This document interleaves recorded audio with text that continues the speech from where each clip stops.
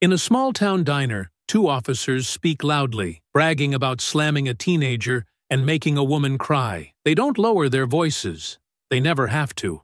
At a nearby booth, an elderly black woman stirs her tea and calmly tells them they should be ashamed. They see only her age, her stillness, her quiet dignity, and mistake it for weakness. What they don't know is that Bernice Lanier, the elderly black woman they tried to humiliate, has spent a lifetime facing worse. And her son isn't just a lawyer. He's the federal hammer already in motion.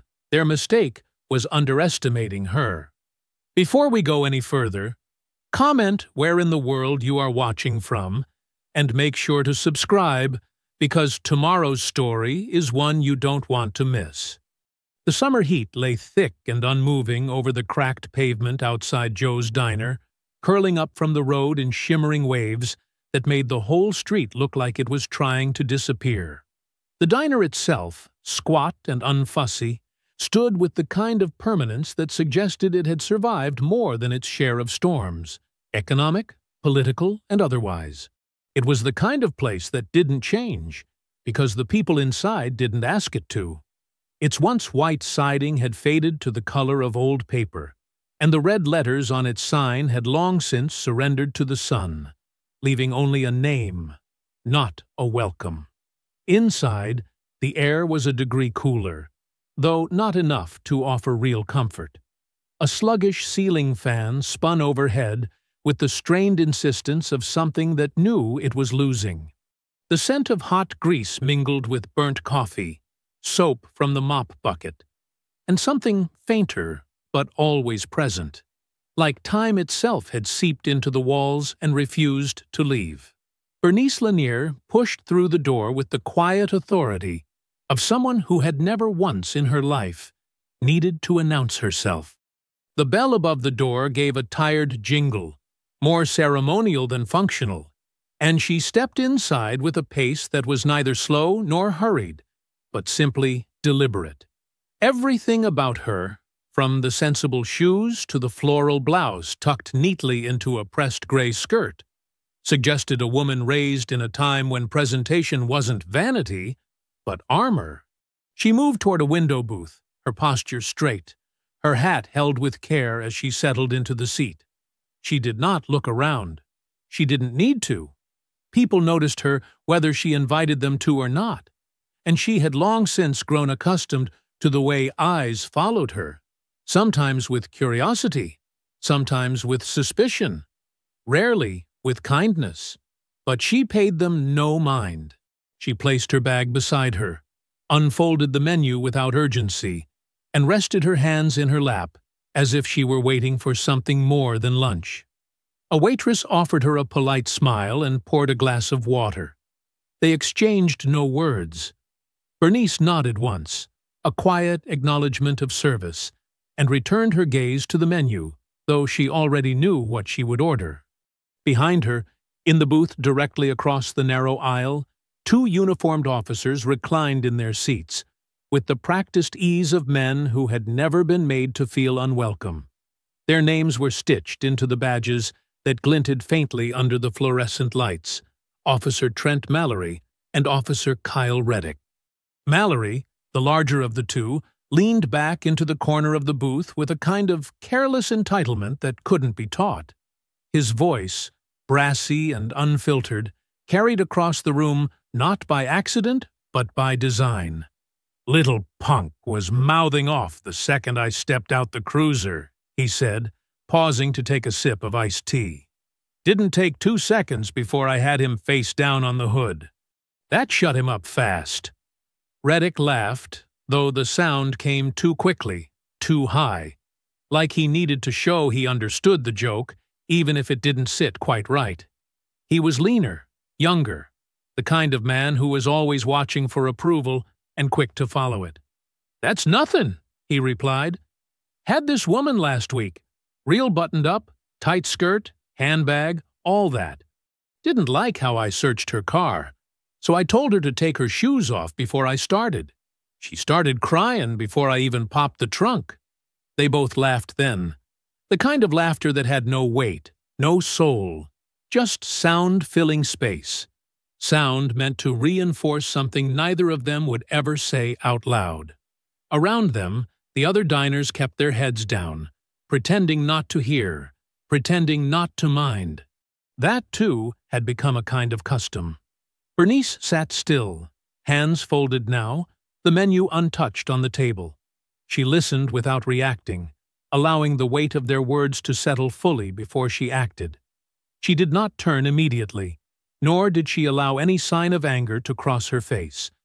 Instead, she breathed in deeply once, let the air sit in her chest, and then turned, not abruptly, but slowly, with the careful precision of someone who had decided long ago that when a line must be drawn, it will be drawn cleanly. Her eyes met Officer Mallory's first. She didn't raise her voice, didn't try to match their volume. Instead, she spoke with that calm, rooted certainty that carries farther than shouting ever could. "You too ought to be ashamed of yourselves," she said, each word weighed, deliberate. "You wear that badge not because you are better, but because someone trusted you to act like it. From what I hear, that trust has been sorely misplaced." The table behind her stilled. Mallory stared at her with the kind of disbelief that comes from living too long without consequence. His smirk faded, replaced not with anger yet, but something closer to confusion, like he wasn't used to someone interrupting the easy rhythm of his day. Slowly, he pushed himself to his feet. His shoulders squared as he stepped toward her booth. Not fast, not aggressive, but with that slow, practiced weight of someone who thought posture alone would be enough to intimidate. Behind him, Reddick shifted in his seat and looked toward the counter, but didn't follow. "Mind your business, ma'am," Mallory said, his tone clipped and hollow. Bernice didn't move. "This is my business," she replied, meeting his eyes without flinching. "When people like you treat cruelty as a joke, it becomes everybody's business." The tension that had begun like a ripple now spread like a crack in glass. Subtle, but unmissable.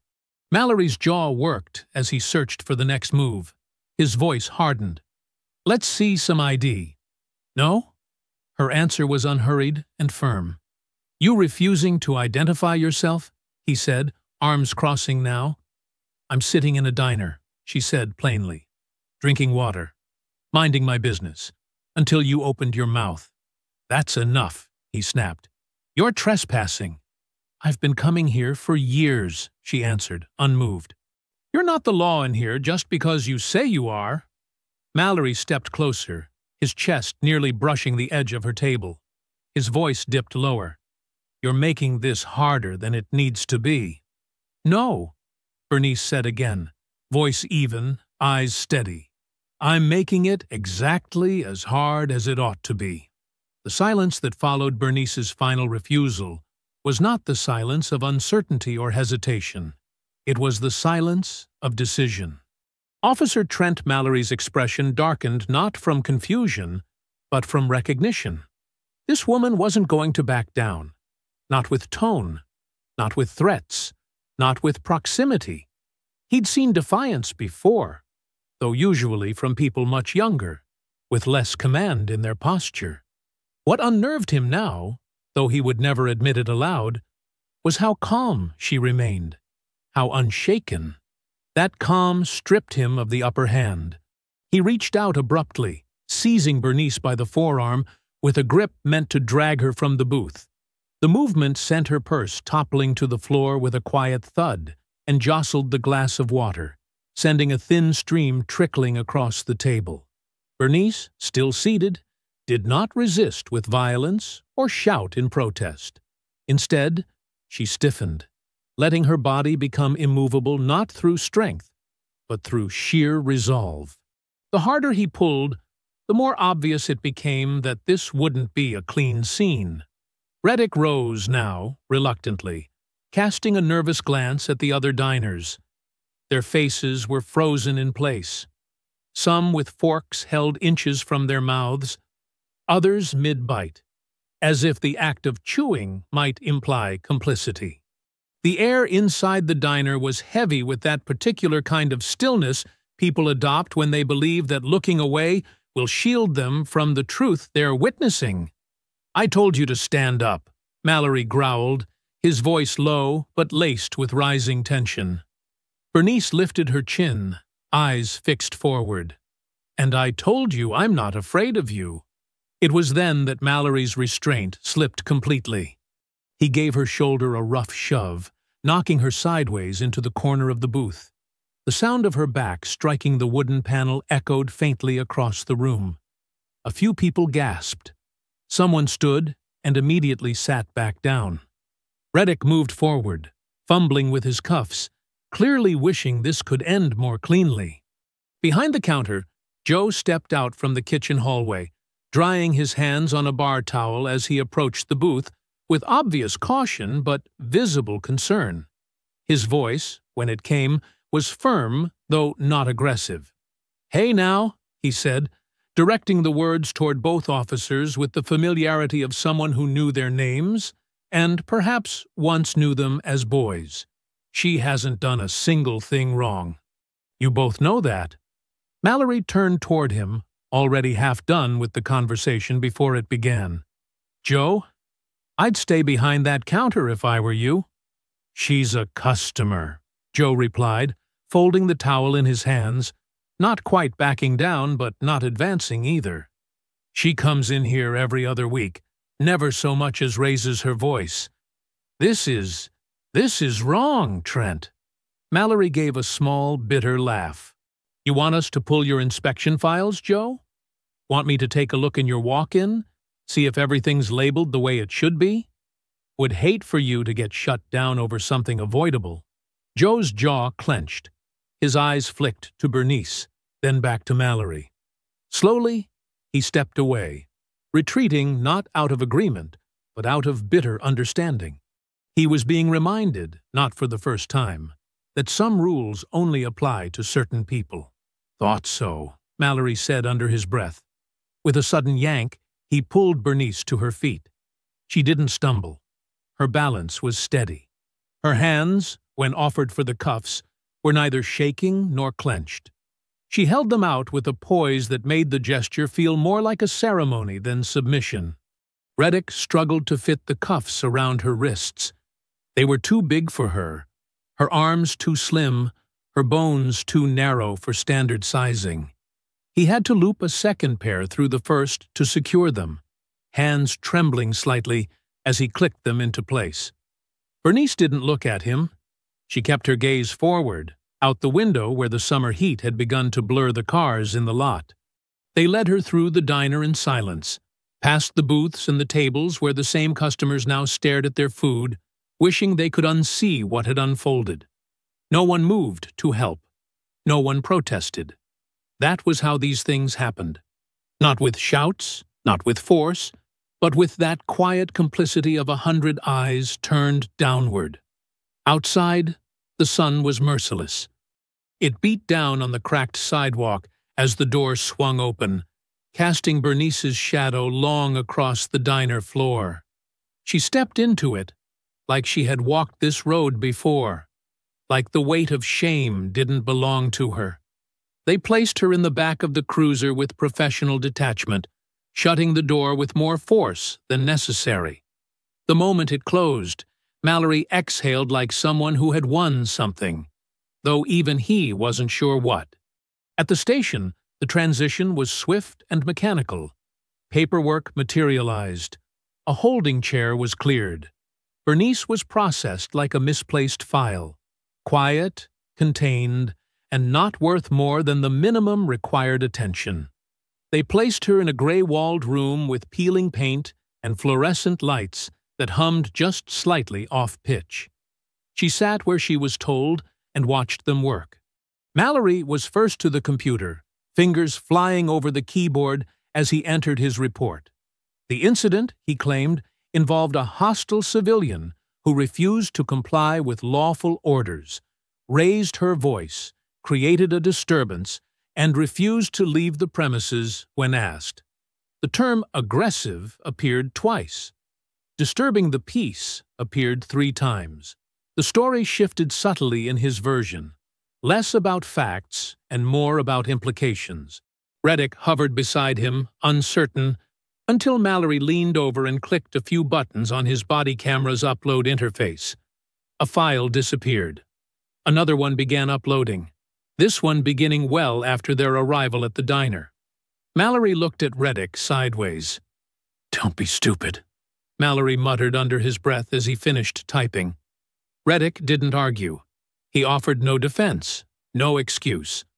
He simply gave a small, reluctant nod that might have meant agreement, or maybe just resignation, and turned away from the desk, shoving both hands into his pockets with the uneasy gait of someone who'd just stepped too close to a fire he could no longer pretend wasn't burning.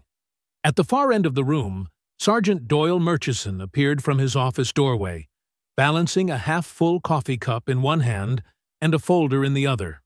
He strolled over with the unbothered air of a man who had signed off on more reports than he could remember, and fewer than he'd ever truly read. He stopped just long enough to accept the statement Mallory handed him across the desk. With the other hand, he flipped open the cover, let his eyes scan the first few lines, barely grazing the surface, and then scribbled his signature across the bottom in practiced indifference. No questions, no clarifications, just ink and a shrug.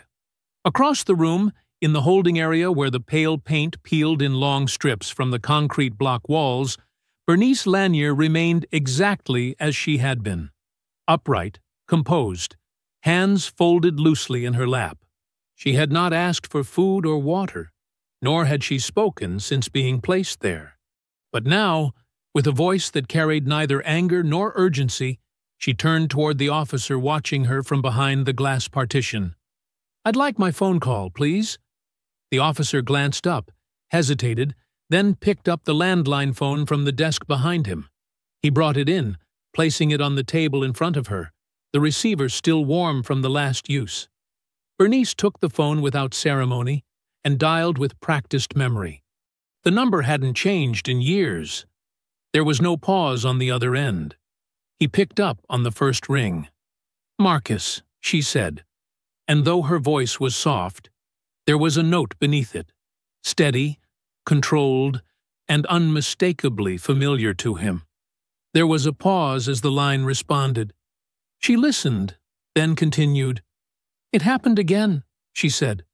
"This time, worse." Another pause. Her expression didn't change. "Yes," she replied. "I need you to come now." And with that, she hung up the phone and placed it gently back into the cradle. She returned her hands to her lap and waited, not out of hope, not out of fear, but with the quiet certainty of a woman who knew exactly what her son would do. 40 minutes later, the precinct's parking lot trembled faintly as the deep, quiet growl of a black SUV pulled into view. The vehicle rolled to a controlled stop just beyond the department's main entrance, idle for only a breath before the driver's door opened and a tall, sharply dressed man stepped out. His movements were calm, deliberate, and devoid of wasted motion. The midday sun glanced off the shoulders of his black suit as he walked up the short concrete ramp with the confidence of someone who didn't need to be announced. Marcus Lanier, director of the DOJ's Federal Oversight Task Force on Police Misconduct, entered the precinct not like a visitor, but like gravity itself, subtle, firm, and impossible to ignore. He crossed the threshold without hesitation, carrying nothing more than a small leather folder in one hand, which he placed, without asking, on the front desk in front of the startled officer seated there. The officer blinked, slowly registering the emblem on the badge that now stared back at him from the polished surface. "Marcus Lanier," the man said, his tone measured but not cold. "Department of Justice. I'm here regarding the arrest of Bernice Lanier." The front desk officer stammered, trying to find the right sequence of words, but before he could respond, Sergeant Murchison stepped into the room with the faintest flicker of irritation across his weathered face. He approached with that familiar blend of small-town authority and practiced bureaucracy. "We've got everything handled here, Agent Lanier," Murchison said, gesturing vaguely toward the hallway. "The report's been filed. She caused a bit of a disturbance. Nothing serious. Refused to show ID, got loud, made a scene. Misunderstanding, really. You know how it is?" Marcus turned to face him directly. He did not smile. He did not blink. He opened the folder slowly and pulled out a copy of the report Mallory had typed, already forwarded through DOJ monitoring systems the moment Bernice made her call. "So, according to your report," Marcus said, "an elderly woman raised her voice in a public diner, resisted arrest, and refused to comply with multiple lawful orders. This, in a place filled with customers, not one of whom was interviewed. No witness statements. No incident logs from bystanders. No reference to video footage, despite the fact that your officers were both equipped with body cameras." Murchison shifted his weight slightly, the lines in his brow deepening. "I haven't seen all the footage yet," he said, though the excuse rang hollow. "That's convenient," Marcus replied, his voice still even, "because I intend to see it now.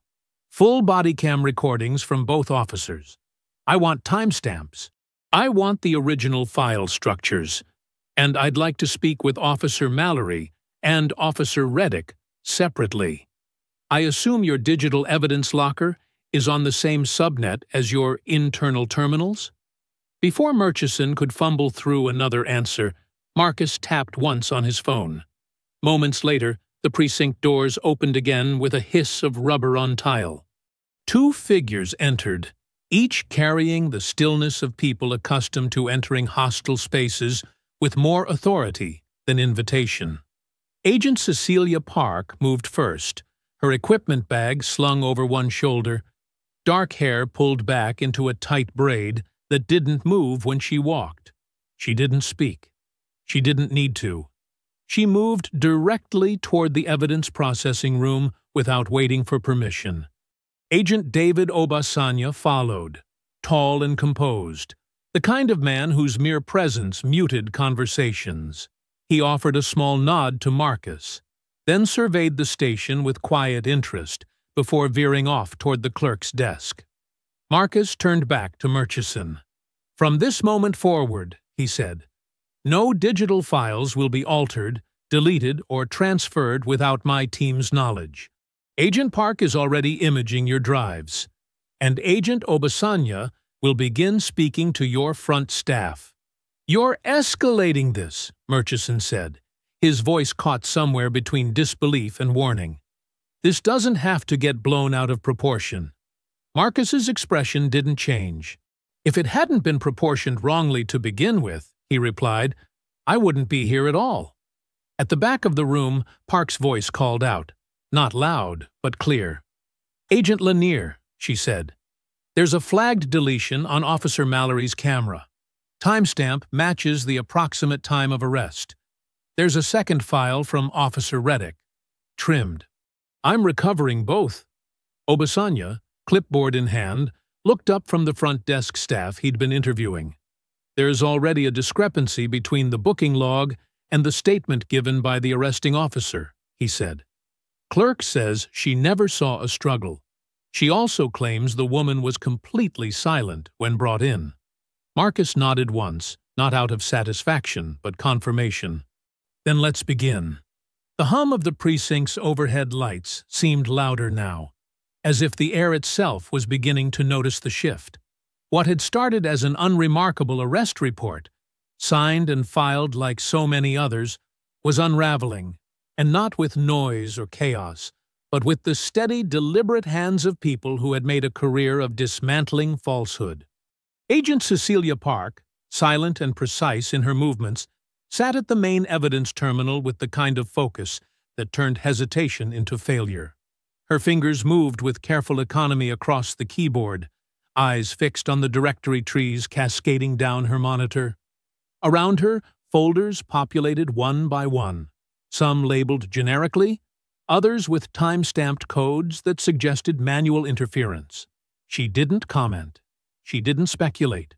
She simply worked, because facts spoke louder than assumptions, and truth, once recovered, didn't need to be argued.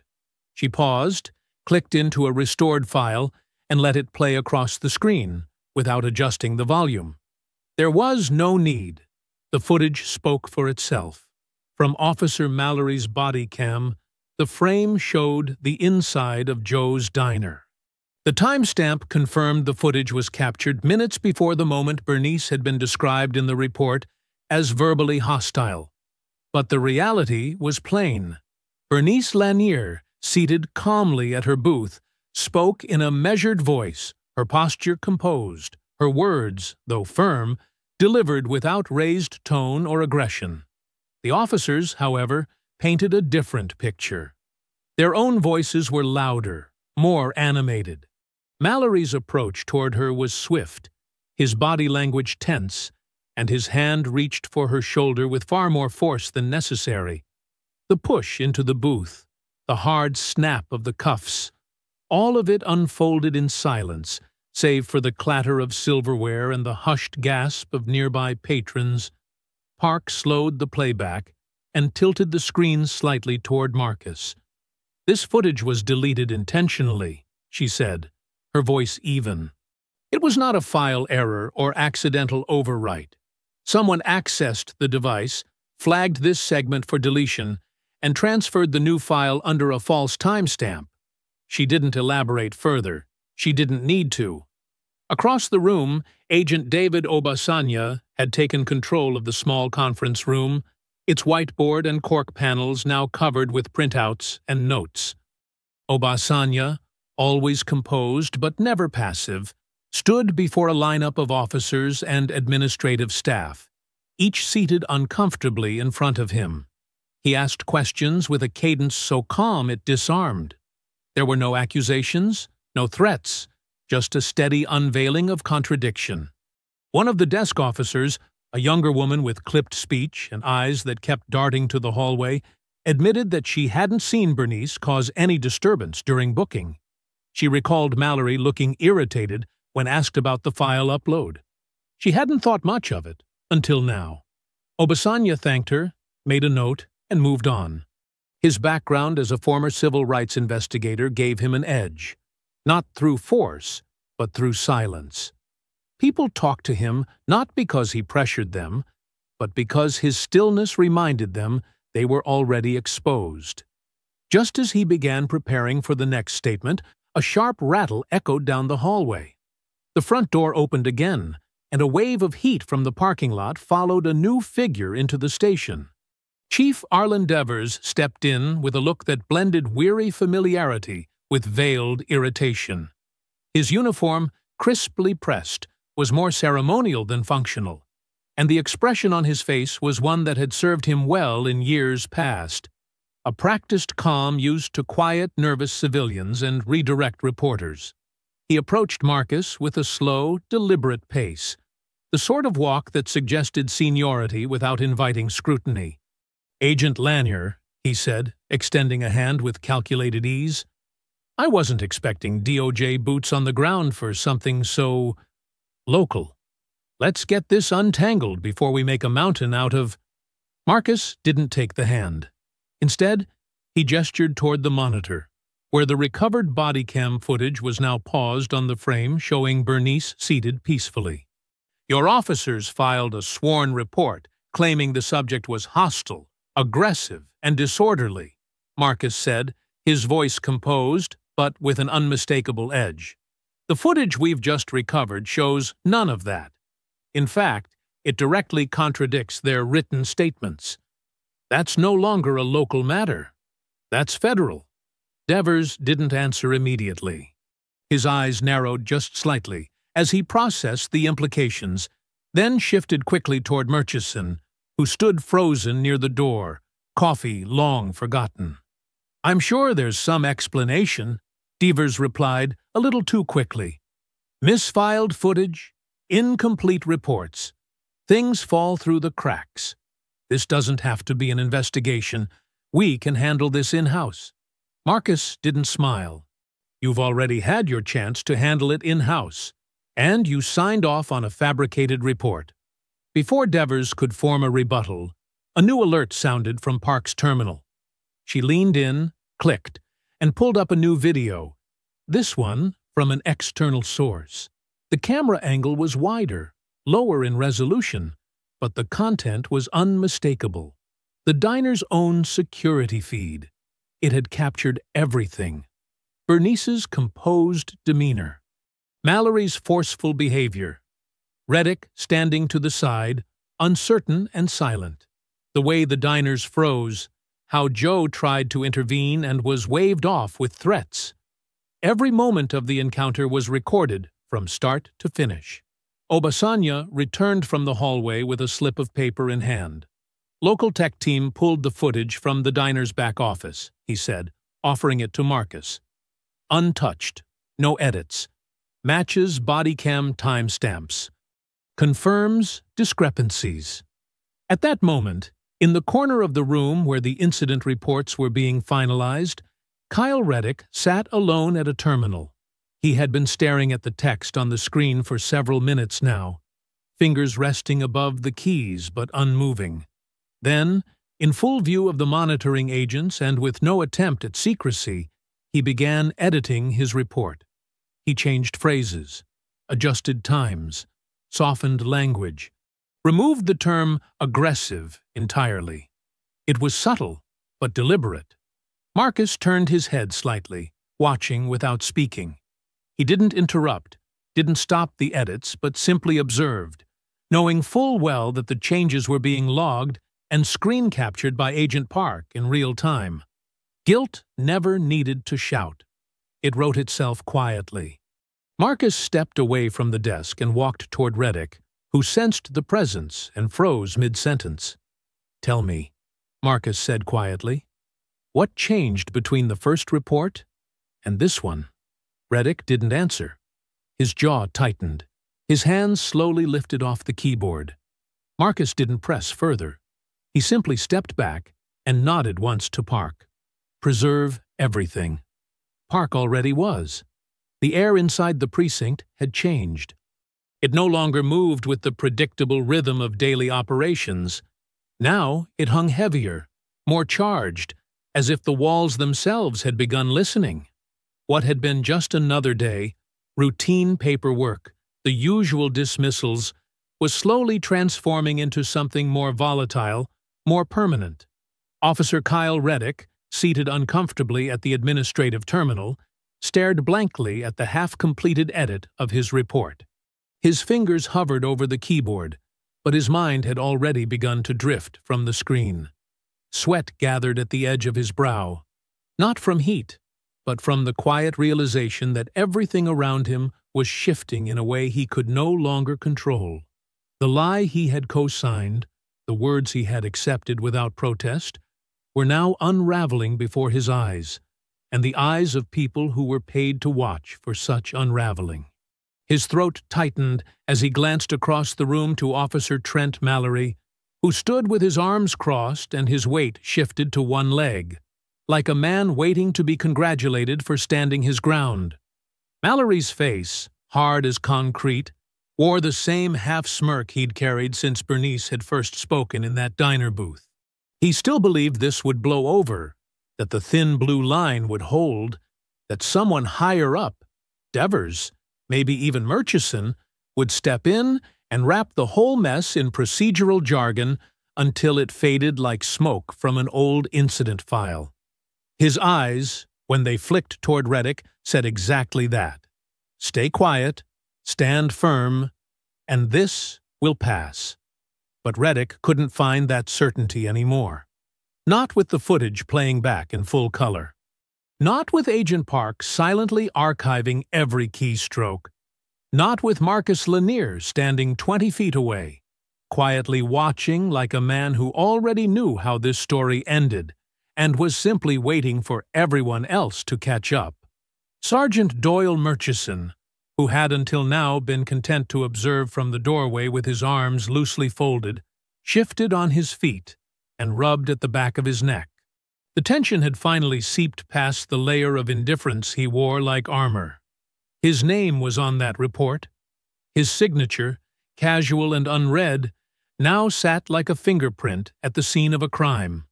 And as the evidence mounted, the casual ease with which he had dismissed it all began to constrict around him like a rope drawn taut. He took a step forward, lips parting as though to speak, then hesitated. Chief Arlen Devers beat him to it. "All right," Devers said, lifting both hands slightly as if calming a brewing storm. "Everyone take a breath." His voice held the edge of a man accustomed to getting compliance through tone rather than truth. "Let's not spiral this out of control. I think we can agree what we have here is a miscommunication, a situation that maybe could have been handled with more finesse." Marcus turned to him slowly, giving him just enough attention to be polite and not a fraction more. "You want to label it a miscommunication," Marcus said, his voice calm, unwavering. "But that's not what it is. It's a falsified account of an arrest, backed by doctored footage, supported by a signed report, and contradicted by independent video and testimony. What you're describing is negligence. What I'm looking at is misconduct." Devers exhaled through his nose and gave a tight smile that didn't reach his eyes. "I understand you have a job to do," he said. "But I also know how these things get blown out of proportion when outsiders swoop in without understanding the context." Park didn't turn from her terminal, but her voice, low and sharp, cut through the room. "The footage doesn't require context. It's visual, time-stamped, and backed by digital integrity logs. It tells the story in real time." Marcus nodded slightly, then walked past the front desk toward the hallway leading to one of the side offices. A moment later, he returned holding a printed copy of the diner's seating chart, already annotated with security camera positions and timestamps, courtesy of Agent Obasanya's early walkthrough. "I'd like to speak with Joe Wilkins," Marcus said, "owner of the diner. He's listed here as the one who placed the 911 call when things escalated." No one moved to stop him. Joe Wilkins arrived at the precinct 20 minutes later. He was still in his apron, flour dust clinging to the front of his shirt, and his eyes tired from a day that had veered too far from its usual course. He walked in warily, but not sheepishly. He wasn't a man used to official buildings or government agents, but he had watched a good woman get dragged from his diner in cuffs, and he wasn't going to pretend it hadn't happened. In the interview room, Marcus spoke to him with the same level tone he used with everyone. No pressuring, no coaxing, just clarity. "She was polite," Joe said after describing the scene. "Didn't raise her voice, told them they ought to be ashamed of themselves, and maybe they should have been. But that's all. She didn't shout, didn't cause a scene. The only thing she did wrong was not keeping quiet, and I don't think that should count." Marcus nodded. "And when you tried to intervene?" he asked. "They threatened me with a code inspection, said they'd have my place shut down for health violations. I backed off." Joe's hands curled in his lap. "Didn't feel right then. Feels worse now." Marcus thanked him, stood, and walked him out personally. In the hallway, just before letting him return to the front lobby, he paused. "She's not the first they've done this to," Marcus said, "but she might be the last, at least in that building." Joe gave a solemn nod. "She's tougher than she looks," he said. "Always has been." As Joe left, Marcus turned back toward the main room. Reddick was still seated at the terminal, staring at his hands. Mallory stood nearby, jaw tight, arms crossed so firmly they looked glued to his chest. Murchison had disappeared back into his office, the door now closed. Devers lingered near the entry, saying nothing. The building was quiet again, but it was no longer silence born from routine.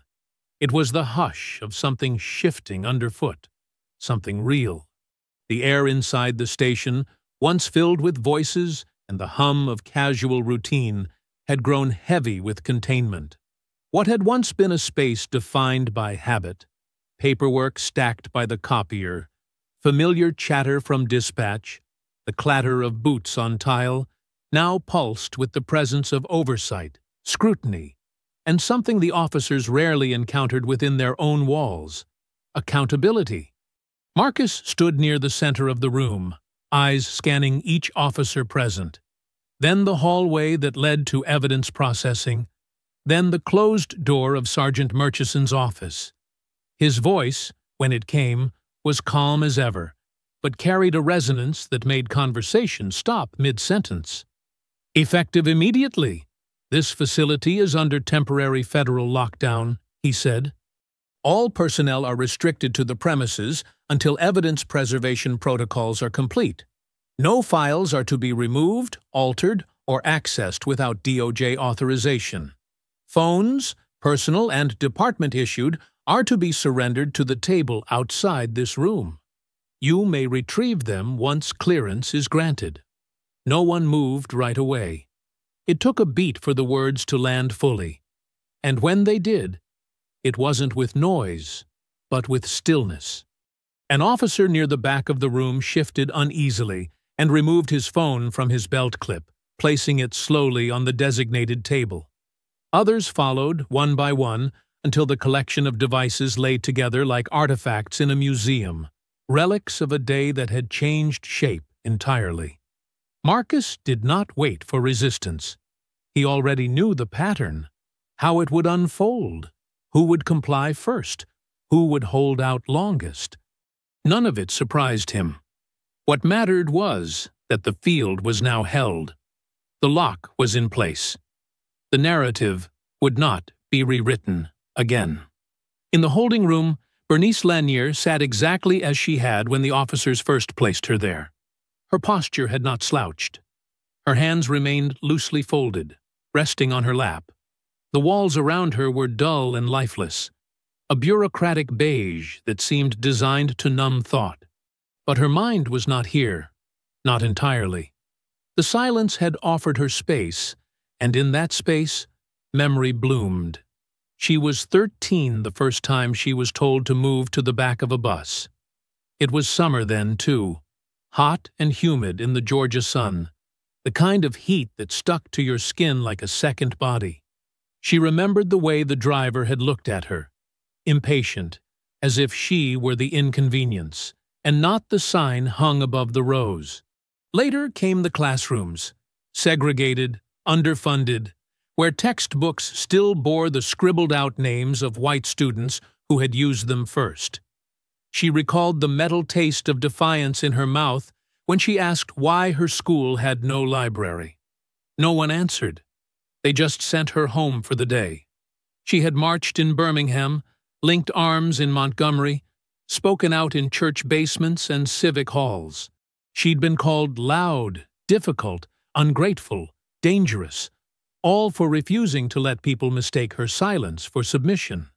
And now, sitting in this room at 83, she felt not regret, not fatigue, but a familiar steadiness. She had survived more than this, and she had not finished surviving yet. Outside the station, in the world that still turned beyond concrete walls and security cameras, the story had begun to move. Joe Wilkins, though not a man of speeches or confrontation, had never been one to stay quiet when something wrong lingered on his conscience. After leaving the precinct, he paused only long enough to grab a fresh apron and wipe the sweat from his forehead before finding himself facing the two young reporters from the local weekly paper, both barely out of college, but smart enough to know when something serious had cracked the surface of their small town. Joe didn't go on record, not yet, but he said enough. He described what he saw. He described how Bernice had spoken and how the officers had reacted. He described the silence that followed and how his own voice had been stifled with threats of health code violations. He told them not to print his name, but he gave them the truth. And truth, once whispered, rarely stays quiet. By the time the sun began to lower behind the courthouse dome, The first draft of the story had already reached inboxes well beyond the county line. The headline was tentative, respectful, but unmistakable. Local arrest sparks DOJ action. Diner owner speaks on incident. And beneath that, an uncaptioned photo of the diner, the door still slightly ajar. Back inside the station, tension rose in a different way. Mallory, who had remained largely silent since Park's footage was first played back, now approached Reddick, his steps slow, deliberate, and heavy with the kind of authority that came not from rank, but from unspoken debts. His voice, when it broke the silence, carried more venom than volume. "Don't forget who helped you keep that job, man," Mallory said, words like stones underfoot. Reddick, seated once more at the report terminal, didn't immediately respond. His eyes remained fixed on the monitor, though the words on the screen no longer registered. His breath came shallow and uneven. He knew the eyes of the agents were still on him. He knew Park had watched him backspace entire paragraphs. He knew Marcus had watched him hesitate. "I didn't sign up for this," Reddick murmured, his voice hoarse. Mallory leaned in slightly, a sneer forming. "You sure as hell didn't sign up to fold either." There was a long pause before Reddick finally turned his head, just enough to meet Mallory's stare with one of his own. "Maybe we shouldn't have done it." The silence that followed was sharper than any argument. Mallory didn't reply. He stared a moment longer, jaw clenched, then turned and walked away, his boots echoing harder than they needed to across the tile floor. He didn't look back. He didn't need to.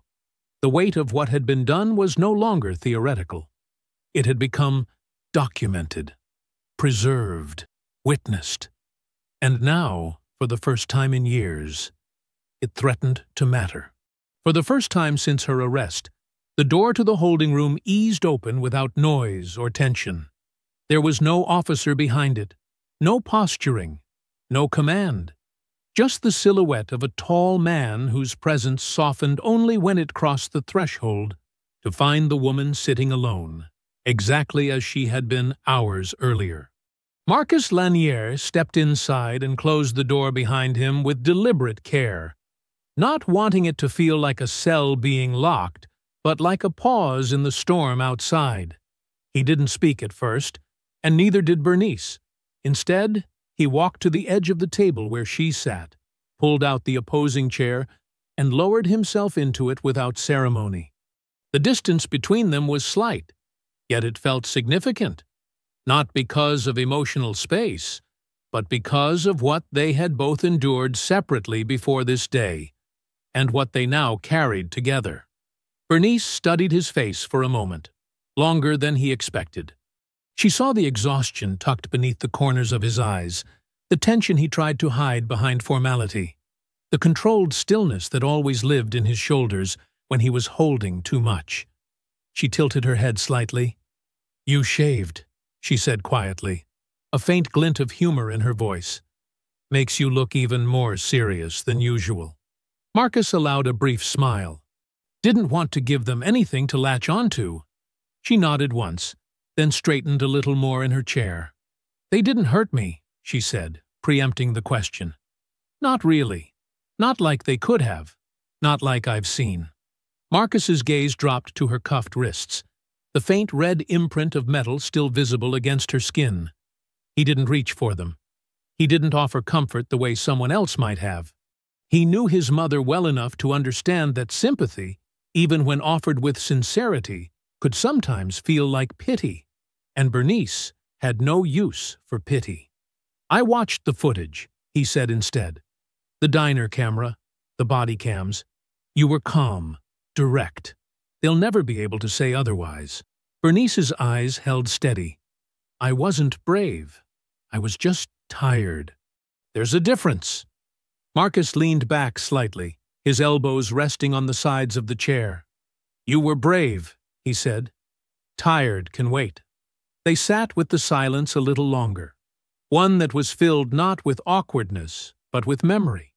It had been many years since they'd sat together like this, Just the two of them in a quiet room with no meetings to get to, no logistics to run through. And though the space between them was laced with everything unspoken, it wasn't absence. It was history. "I've lived long enough to know when to speak," Bernice said finally, her voice calm, unwavering. "You taught me that." Marcus's eyes lifted to hers. "You taught me first." Her mouth curved, not into a smile exactly, but into something softer, something that belonged only to him. It was a look he remembered from childhood, from quiet Sunday mornings before church, when his tie was always a little crooked, and she straightened it with the same hands that had carried generations. "You always wanted to change the system," she said. "Even when you were small, always arguing with your teachers, always asking why something had to be that way. I didn't think you were listening to me back then." "I was wrong."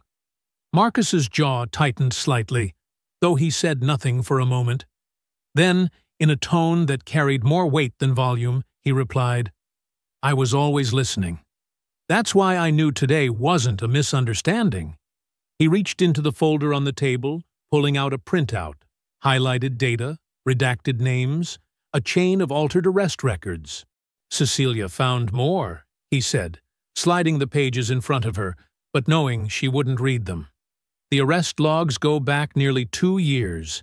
Names of people cited for resisting, disturbing the peace, trespassing. All of them either Black or Latino. The timestamps have been tampered with, reports modified after signatures, citations issued without booking. Mallory's name appears on most of them." Bernice didn't blink. "And no one stopped him. No one even looked," Marcus said. "Or if they did, they didn't care." Agent Cecilia Park, just outside the holding room, continued working silently. She moved between terminals and storage devices, logging discrepancies with ruthless efficiency. She had already mapped the abuse into a timeline, building a damning portrait of how Mallory's authority had evolved from enforcement to unchecked power. With each log, a pattern emerged: arrests that never resulted in charges, citations that disappeared after court dates were missed, camera footage labeled as technical failure during key incidents. She didn't speak unless necessary, but when she did, her words landed with precision. "The system isn't broken," she had told Obasanya earlier that afternoon, reviewing a folder of compiled incident logs. "It's working exactly as it was built to." Mallory didn't break protocol. He became it. Inside the holding room, Bernice placed her hand flat on the table. "What happens now?" she asked. Marcus exhaled slowly, the way a man does when he is not certain, but must lead anyway. "I'll take this to the U.S. Attorney," he said. "If the evidence holds, and it will, there will be an indictment. Park's documentation alone is enough to justify a federal monitor. If Obasanya finishes cross-referencing the logs with internal memos, we'll have grounds to recommend a full investigation into the department." "And the officers?" she asked. "Mallory will be first," Marcus said. "Reddick is already cracking. Murchison signed off on reports he never read. Devers may try to insulate himself, but he's tangled in the same rope. The question is no longer if, they're just fighting to delay when." Bernice leaned forward just slightly, her voice quieter now. "You think this town is ready for what comes next?" Marcus met her eyes without hesitation.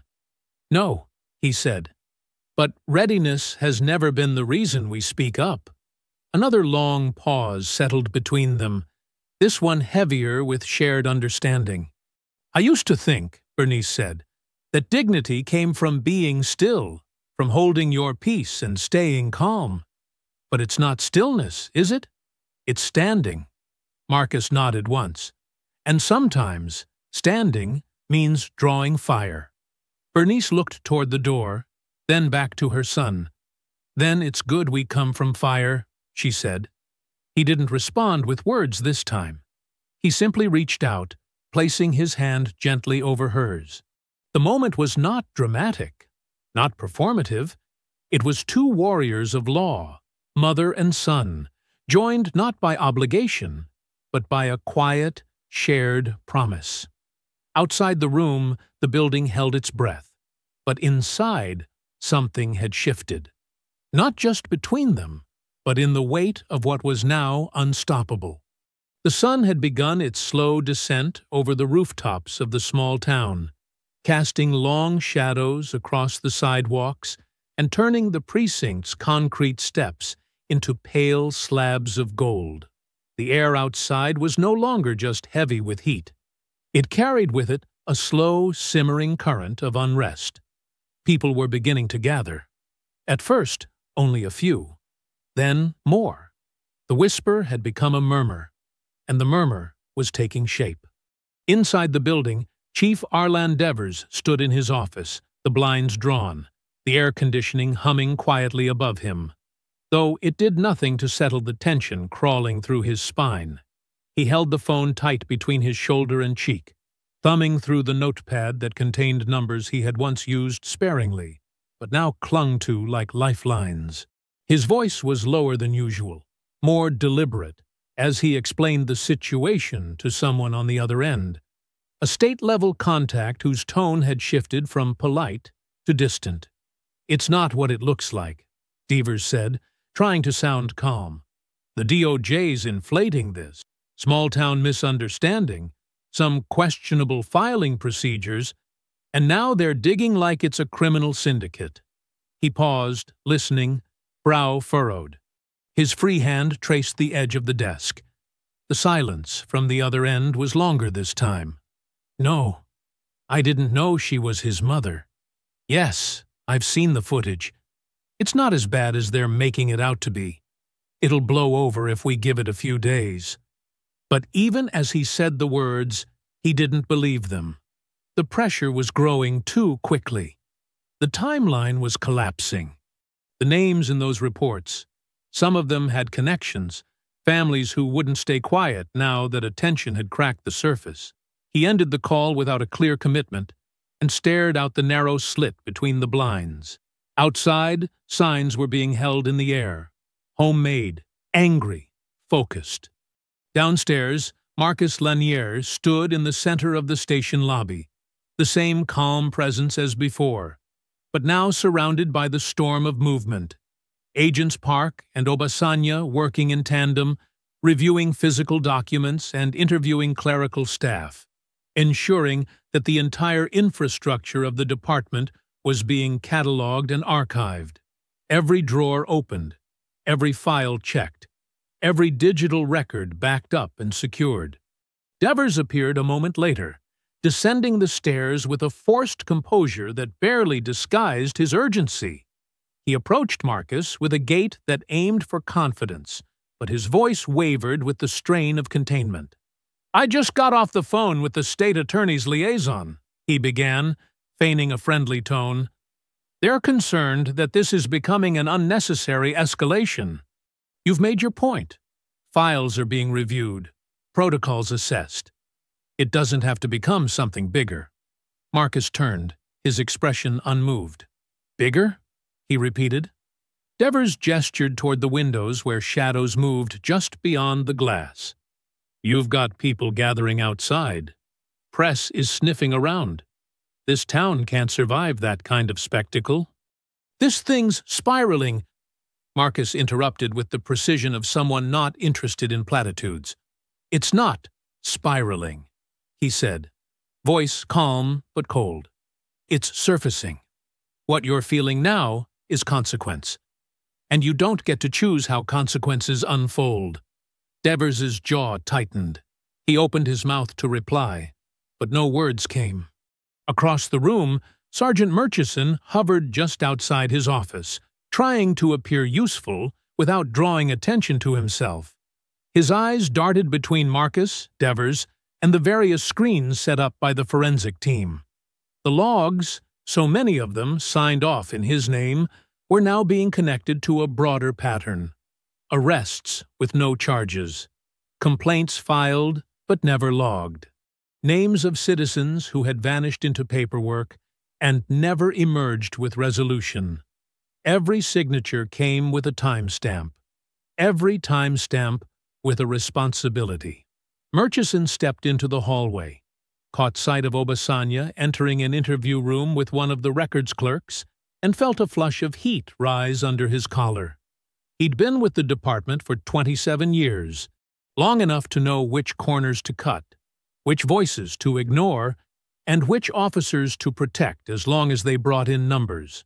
Mallory had always played rough, but he produced results. He filed. He processed.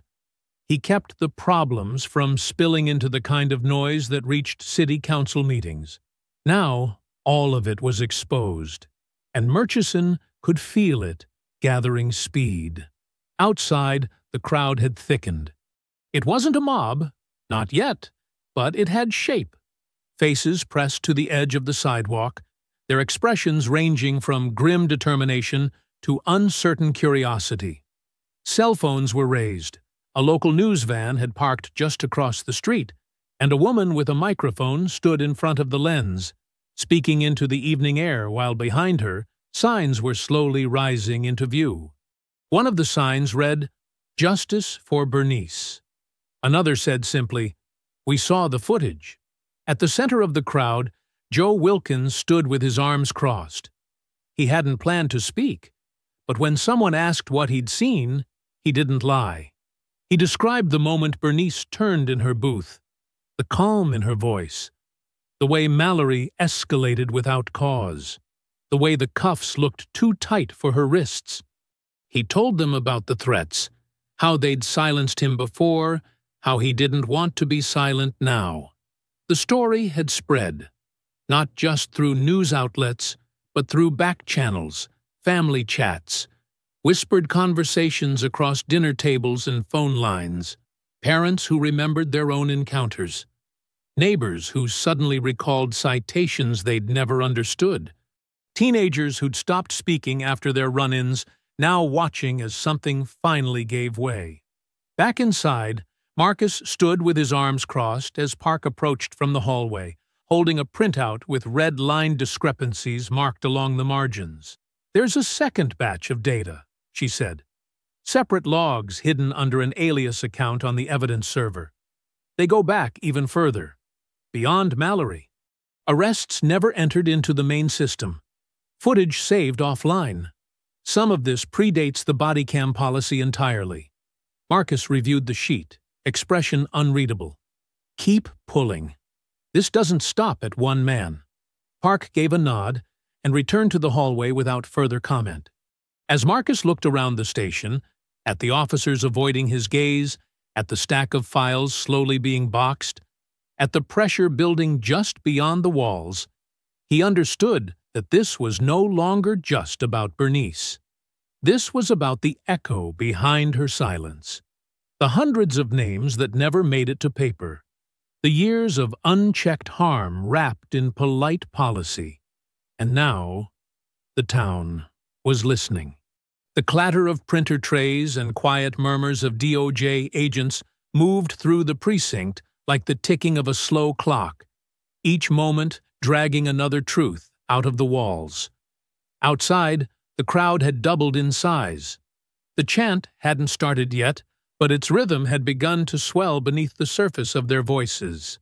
Inside, the energy shifted again, as Agent David Obasanya emerged from the records room, his expression marked by the quiet intensity of a man who had just pulled a thread and watched an entire seam begin to unravel. He crossed the lobby with long strides, carrying a slim envelope that had been sealed, filed, and almost forgotten. Its placement so deliberately obscure it might have remained buried had his eye not caught the name on the routing slip. He handed it to Marcus Lanier with no commentary, but Marcus could read the urgency beneath the silence. The envelope bore the DOJ field office stamp. Its return address was blank. Inside was a letter, typed, unsigned, but unmistakably deliberate in tone. The contents laid out a troubling picture. Systemic abuse, false citations, retaliatory arrests, racial profiling, and a clear pattern of officers suppressing or deleting evidence. The language was direct, specific, and laced with insider detail that no civilian could have possibly known. And at the top, the date of submission stood out like a flare. 6 days ago. Marcus reread the opening paragraph. Then again. The wording wasn't angry. It was careful, methodical. Written by someone trying to stay invisible, even while reaching out for help. He looked up. "Who found this?" he asked. Obasanya gestured back toward the filing room. It was routed to the inbox for internal affairs review. Sat there unopened. But whoever wrote it, they were close. New code structures, case handling numbers, citation language. This wasn't written by someone outside the force. Marcus narrowed his eyes. Then someone inside already knew what was coming. Obasanya held up a second sheet, now marked with DOJ metadata, the letter's transmission log. The sender's digital ID had been masked, but not perfectly. The printout included the originating precinct and the terminal. Same computer used to log Officer Reddick's shift notes, Obasanya said evenly. Same time block.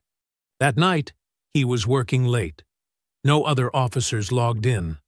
Marcus stared at the paper in his hands. The anonymous letter. The tip that had triggered the field team's attention just days before Bernice's arrest. It hadn't come from outside. It had come from within. And it had come from Reddick.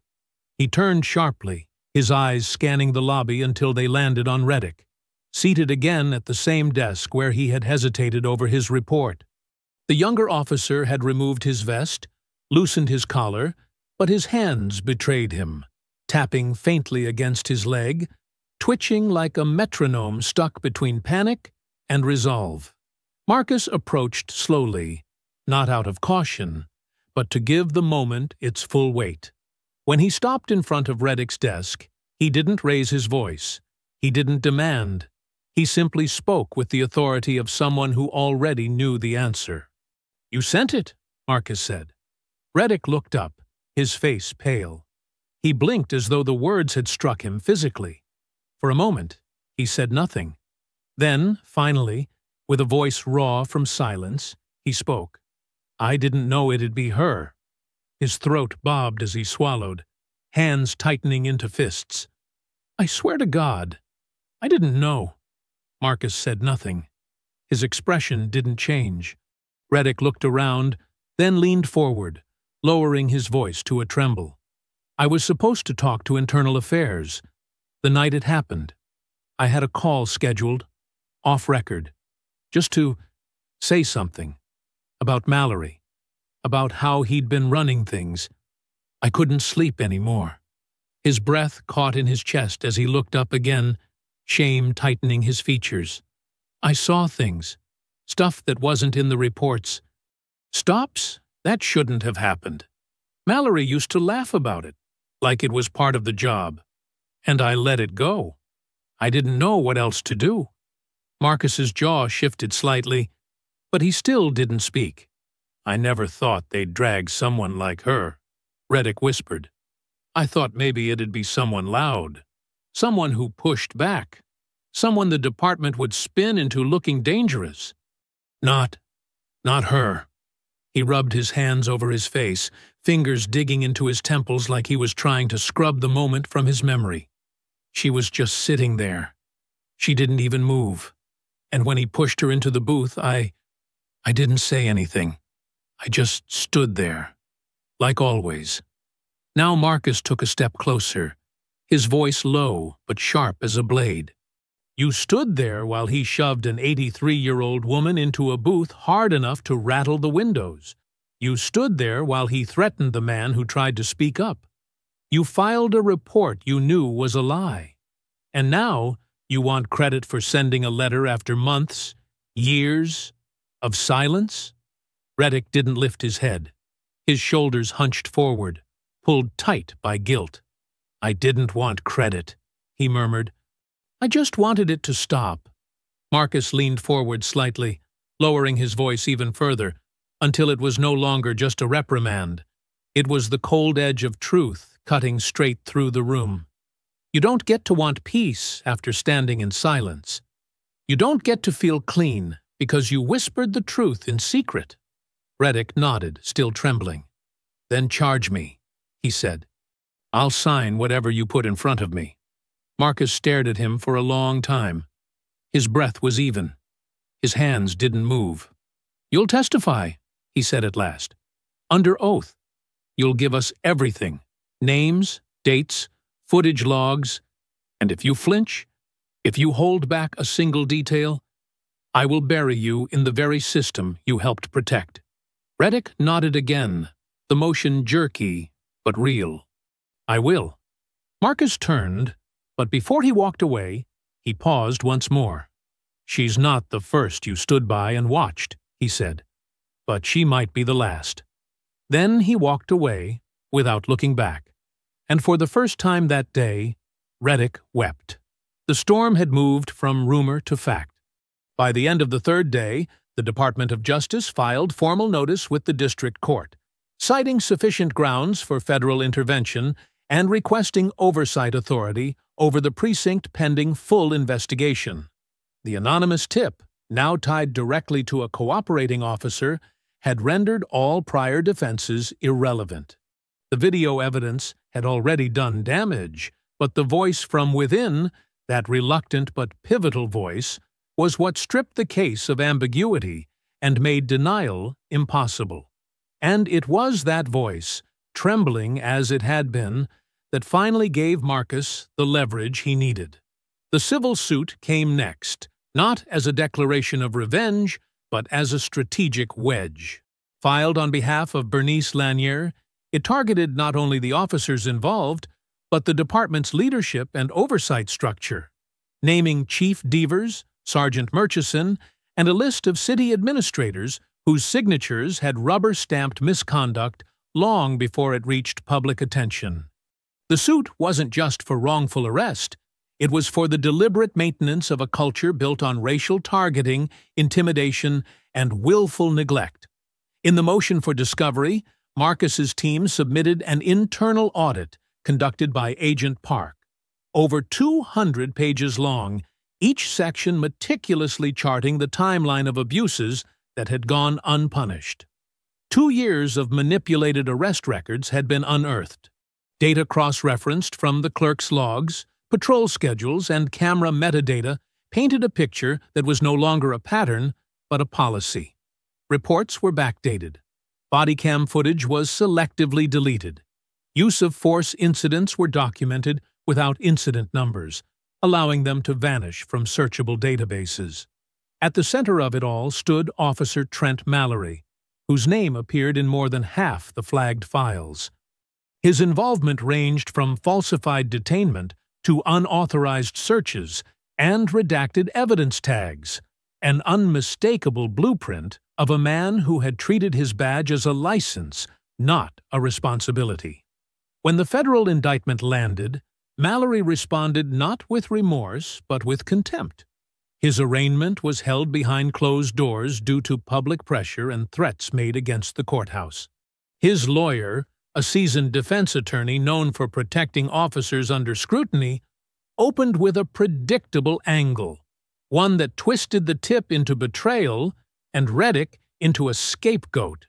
The defense argued that Reddick had exaggerated the situation to save himself, that the video footage lacked context, and that Mallory had simply been doing his job under pressure in an increasingly volatile community.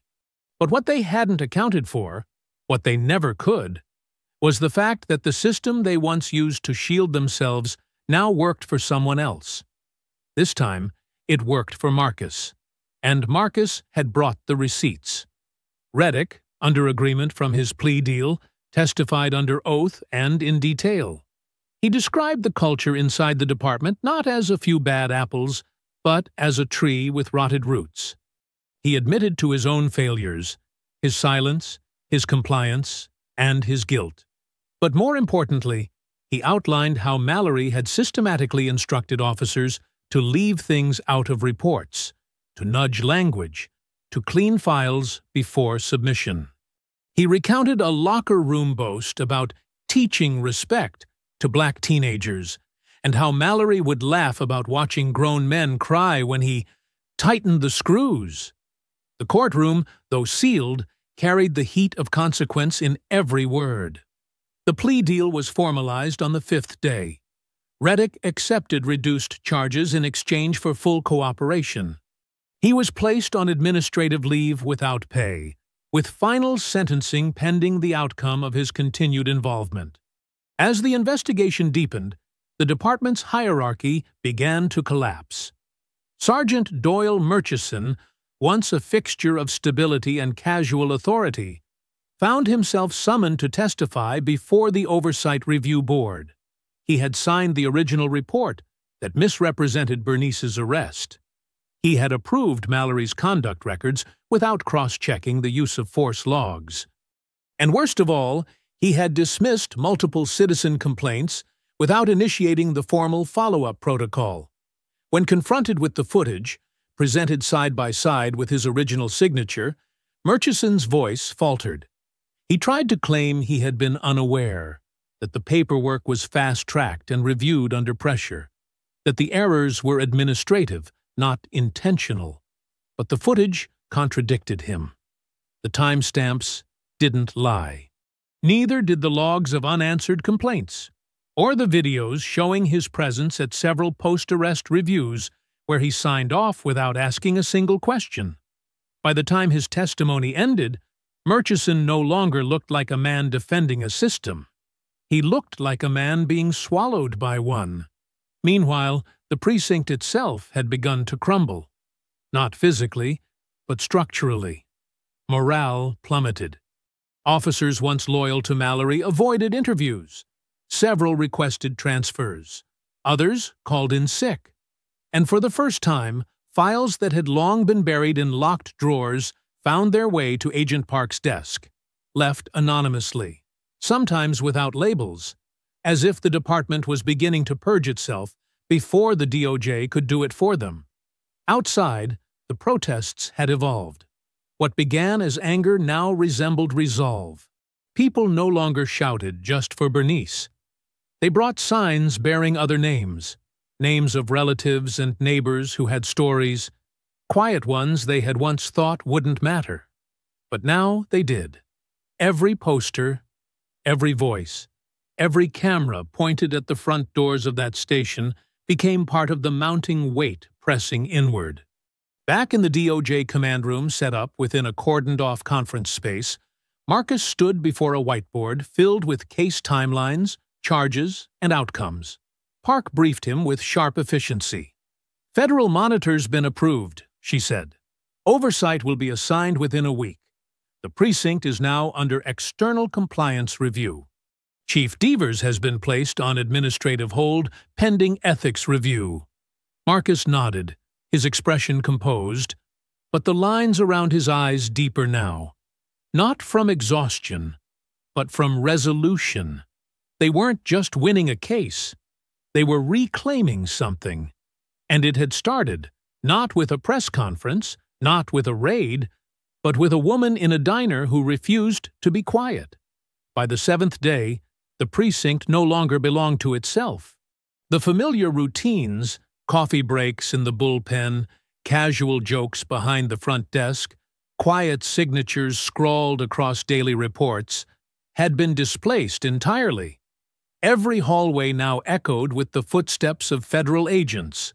Walls once covered in community flyers and departmental commendations now bore laminated notices, evidence chain manifests, and legal instructions that were impossible to ignore.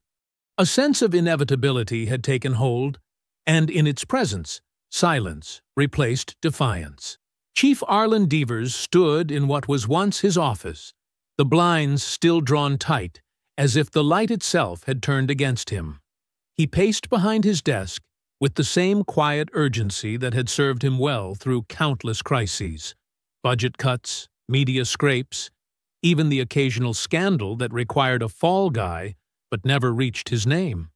But this was different.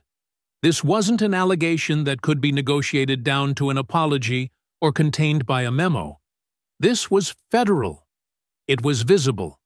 It was personal. The knock on his door didn't surprise him.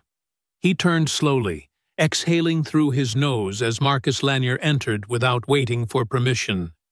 Marcus closed the door behind him and stood near it, not crossing the threshold into the room fully, as though the very air in Devers' office was still infected with authority, long since expired. For a long moment, neither man spoke. Devers finally gestured toward the seat across from his desk, a faint smirk on his lips, though his eyes gave away the strain. "You going to tell me I'm finished, Agent Lanier? Or do you want to wait for a judge to do it?" Marcus didn't sit. He didn't smile.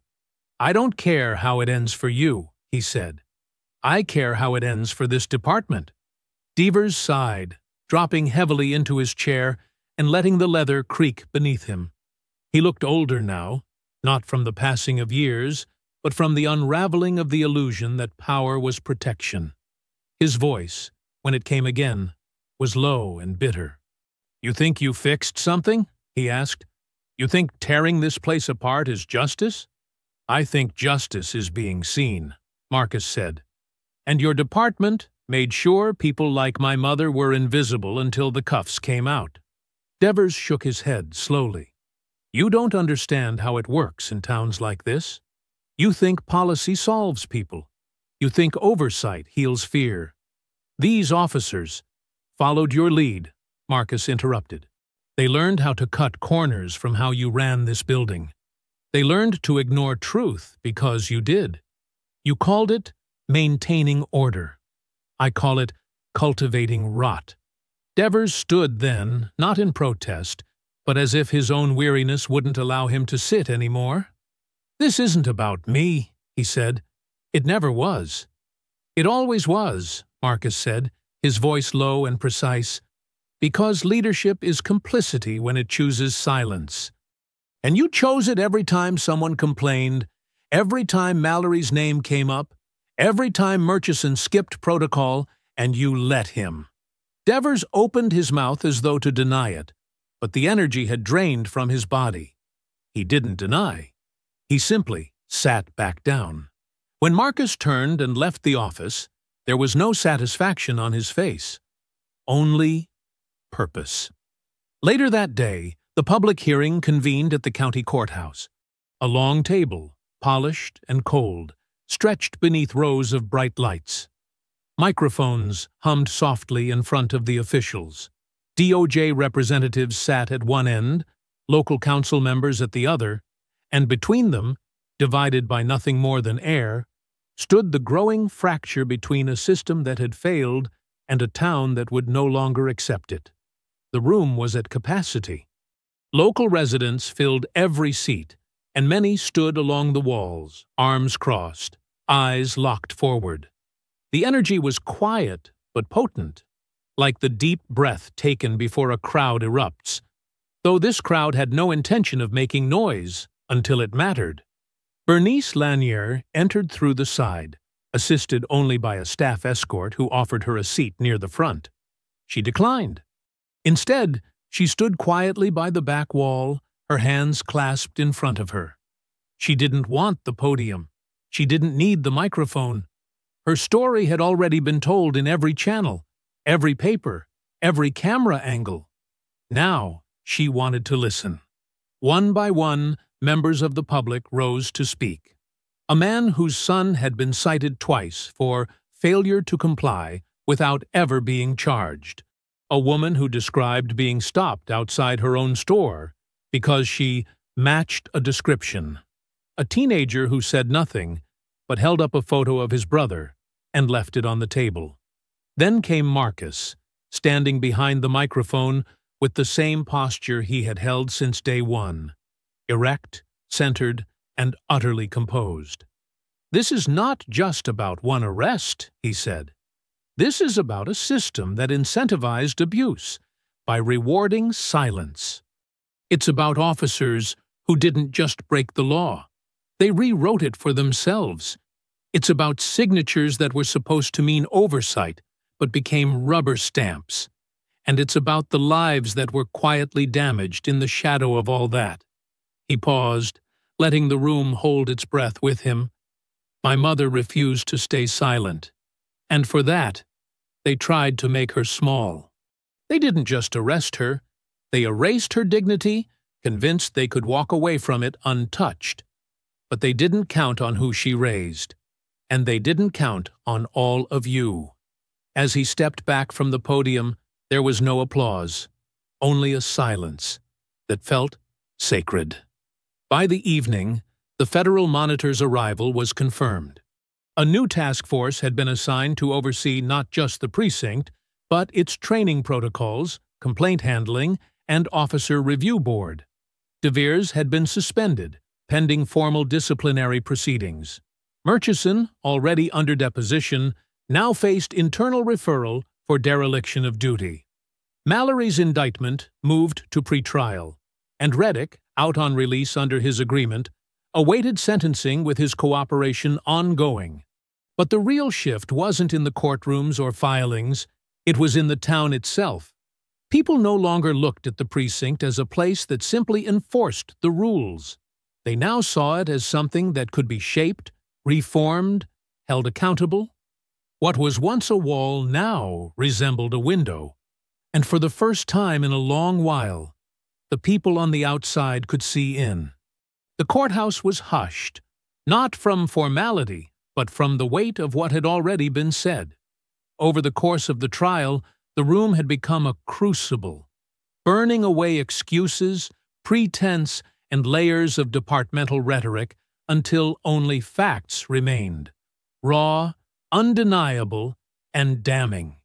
The jury had sat through days of testimony that laid bare 2 years of systematic misconduct, a culture built not on justice, but on the confidence that no one would ever look too closely. Now it was time for closing arguments. The courtroom air felt thick with held breath as Marcus Lanier rose from his seat. Dressed in the same dark suit he had worn the day he arrived at the precinct, he walked to the center of the room with the slow precision of someone who understood that silence, when used with care, could be more powerful than a raised voice. He did not begin immediately. He let his presence settle in. He waited for every eye to be on him, not just the jurors, but the spectators, the reporters along the back row, and most of all, the defense team, who had spent the last hour trying to frame the case as procedural failure rather than deliberate harm. When Marcus finally spoke, his voice was calm, but not soft. It carried weight, measured, and unyielding.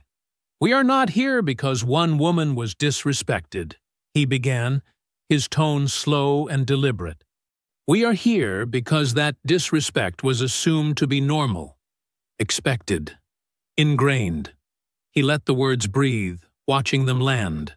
"We are here because when Bernice Lanier, an 83-year-old woman who had marched beside legends, who had survived segregation, who had taught in schools that tried to forget her name, when she spoke with dignity in a diner, she was punished for it." Marcus stepped forward, hands clasped behind his back. And it wasn't just about that moment. It was about what it represented to the men who arrested her. Her voice wasn't loud. Her tone wasn't violent. Her actions weren't unlawful, but they cuffed her anyway. Because to them, her refusal to be quiet was defiance. And they had built an entire system around the idea that defiance must be broken. He turned toward the jury now, locking eyes with them not as an attorney pleading a case, but as a man asking for acknowledgement of truth. They called it standard procedure. They called it miscommunication. But we have the video. We have the false reports. We have 2 years of manipulated records, all of which share the same pattern. Black citizens disproportionately stopped, cited, silenced. How many voices were lost because they didn't have a son in federal oversight? How many complaints disappeared because someone didn't know where to send them? Marcus's voice grew firmer, though still level. Justice is not simply about punishment. It's about recognition. This court has a choice today, not just to award damages, but to name what happened, to say aloud, for the record, that what was done to Bernice Lanier was not an error. It was an offense, not just against her, but against every person who ever walked past that precinct in fear they could be next. He stepped back. His eyes found Bernice, seated quietly in the first row behind the bar, her posture as straight and composed as it had been in that diner booth. He didn't speak to her. He didn't need to. He turned back to the jury. "I am not asking you to feel sorry for my mother. I am asking you to respect her. And to show that respect by ensuring this doesn't get buried like all the stories that came before it." Then he nodded, walked back to his table, and sat. The courtroom remained quiet. Not a whisper, not a cough, just stillness. When the verdict came hours later, the foreperson's voice did not tremble. "We find in favor of the plaintiff. Damages awarded, $2.4 million in civil restitution." The judgment was not just financial. It was a message. The courtroom, for the first time, broke into murmurs. Some gasped. Others exhaled, not in triumph, but in release.